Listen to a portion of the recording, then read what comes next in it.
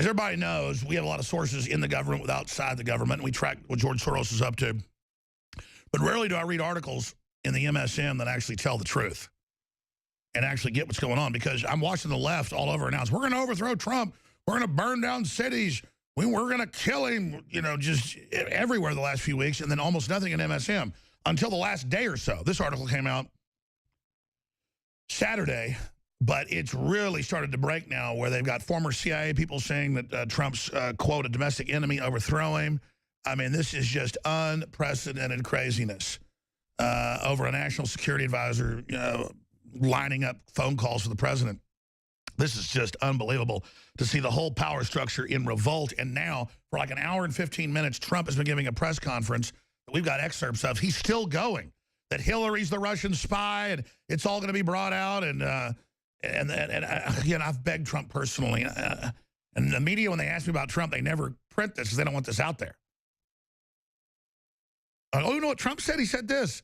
The communist Chinese funding Hillary, the Saudi Arabians, they bragged in the newspapers they gave money. 1/5 of the money came from the Saudi Arabians. Totally illegal. Her foundation, all of it. The uranium, the $35 million for our uranium. I mean, this is crazy.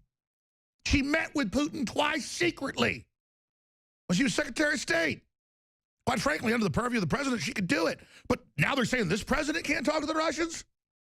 We're going to go to our guests in a moment, but here's just a minute or two of Trump from about, I don't know, 30 minutes ago. There's a lot more. I mean, I just saw part of it.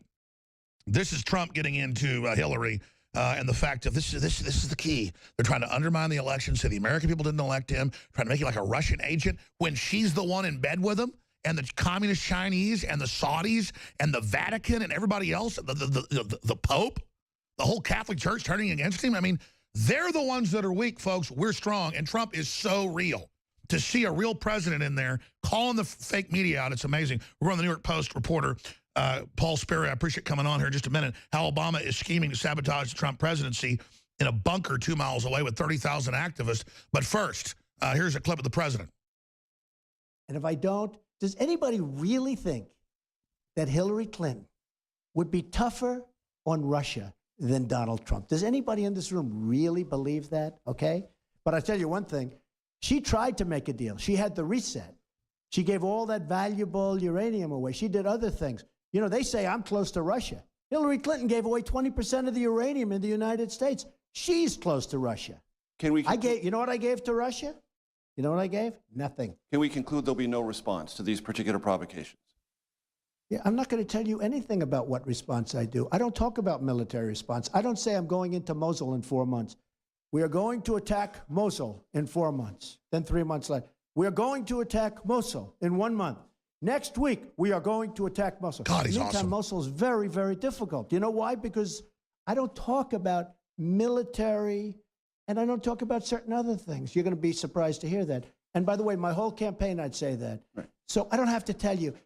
I don't want to be one of these guys that say, yes, here's what we're going to do. I don't have to do that. I don't have to tell you what I'm going to do in North Korea. Wait a minute. I don't have to tell you what I'm going to do in North Korea. And I don't have to tell you what I'm going to do with Iran. You know why? Because they shouldn't know. And eventually you guys are going to get tired of asking that question. So when you ask me, what am I going to do with the ship, the Russian ship as an example, I'm not going to tell you. But hopefully I won't have to do anything. But I'm not going to tell you. Yeah, okay. Thanks. That's good. He's unbelievable. I mean, I want this guest on, but back this up. I just want to start carrying Trump on the show because the media blocks what he really says and takes it out of context. I think we should create an alternate feed that when he's on, that on the satellite, if Trump won't start a White House Trump network, we should just have live people in live time, grab everything he does from whitehouse.gov and put it out on a radio and TV satellite.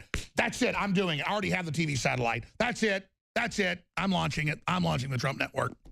You know, the American people coverage of the White House network or coverage of the President network. That's it. I'm announcing. You just heard it. Let's go to Paul Sperry. Paul, wow, what an incredible time to be alive. I followed your work for a while, but it is just crazy how on target you are to show all these foreign multinationals pumping money into 501c3s when Obama wouldn't even let Christians have 501c3s for 8 years, and just planning the overthrow of the government and just all sorts of destabilization and craziness. You have really laid it out in this article. Let's break this down. Thanks for joining us. Yeah, I mean, Obama is the mastermind behind all these protests and the sabotaging of Trump. Trump's hitting Hillary today in this press conference when he should be calling out Obama. I mean, this organizing for action is what I look at in this piece in the New York Post. It's listed as on Obama's new post-presidency website, one of only 2 organizations listed, the other being the Obama Foundation. In fact, he's going to merge the 2 organizations into this very well-funded organizing and protesting superstructure. And, he's bitter at the election results, and he's desperate to salvage his legacy. And that goes for everything from Obamacare to the Iran deal.